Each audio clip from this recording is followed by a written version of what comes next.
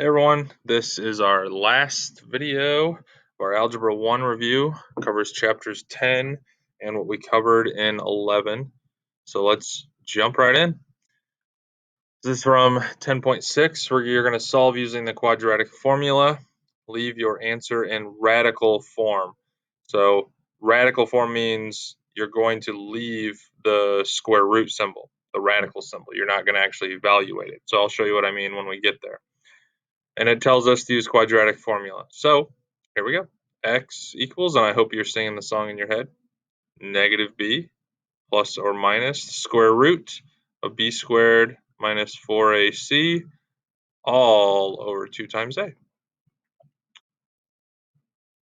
And I would put x equals, even though t is there, technically it's t. So negative b, that would be negative 3 plus or minus square root of b squared, so 3 squared minus 4 times a, which is 2, times c, which is negative 11. It's all under the square root. All over 2 times a, which was 2. So let's simplify a little bit here. Negative 3 plus or minus 3 squared is 9. Negative 4 times 2, that's negative 8. Just simplify that a little bit. All over 4. So now we have x equals negative 3 plus or minus, we have 9. Negative 8 times negative 11 is positive 88, so plus 88 all over 4. So now x equals negative 3 plus or minus 9 plus 88 would be 97 all over 4. And that's as far as we're going to go. It says leave it in radical form. So we are not evaluating the radical.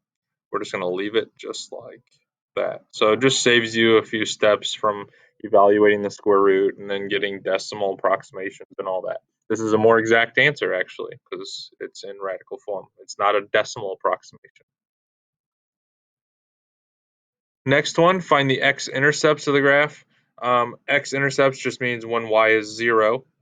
So basically it's saying solve this equation when y is 0. So we're solving that equation. And I put this is from chapter 10 because there's so many different methods in chapter 10. Really, you could even use chapter 9. You could use box method with this and factor it and do that. In fact, let's try box method.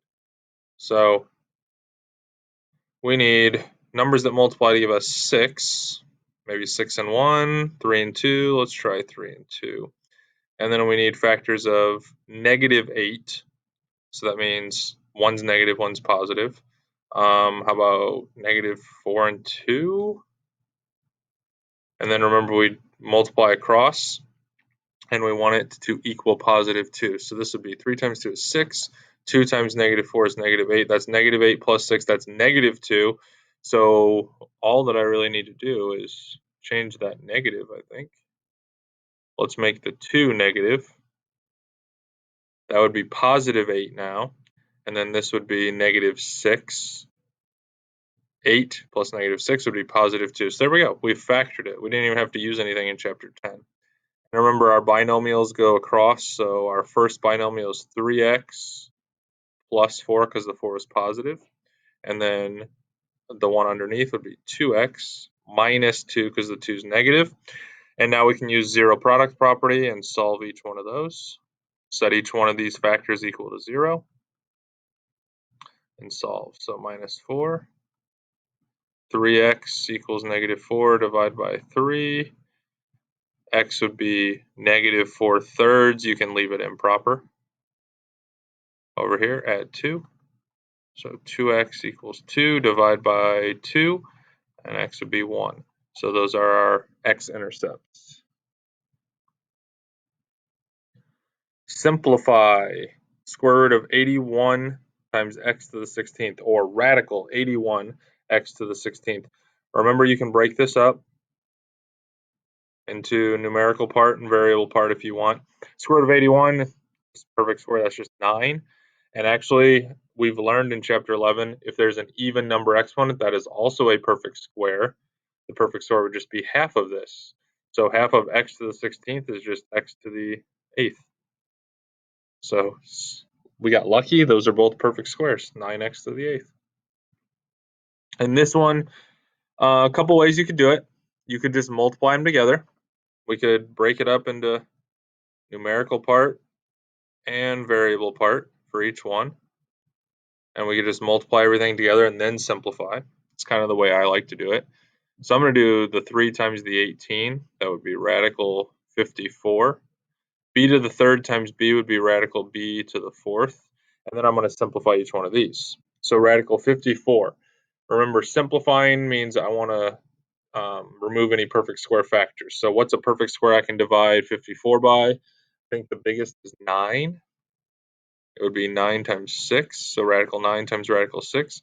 B to the fourth is a perfect square. That just simplifies into b to the second. It's an even numbered exponent, so half of it. Radical 9 is 3. So now this is just 3 times radical 6 times b squared. B squared is not under the radical, so I just need to rearrange. 3b squared times radical 6. And when I rewrite it, just get rid of the dot. 3b squared radical 6.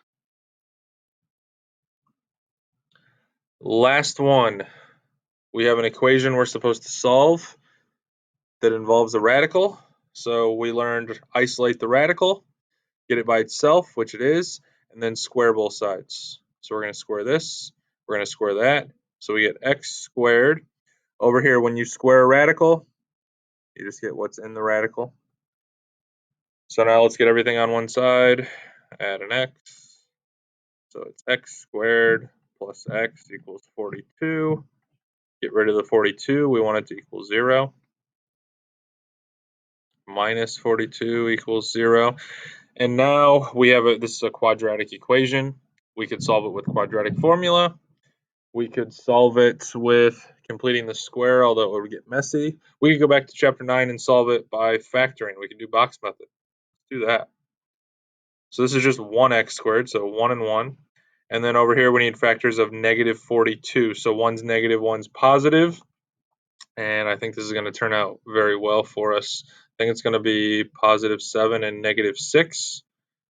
When we multiply these, we get negative 6. When we multiply these, we get 7. 7 plus negative 6 gives us positive 1 that we want in the middle.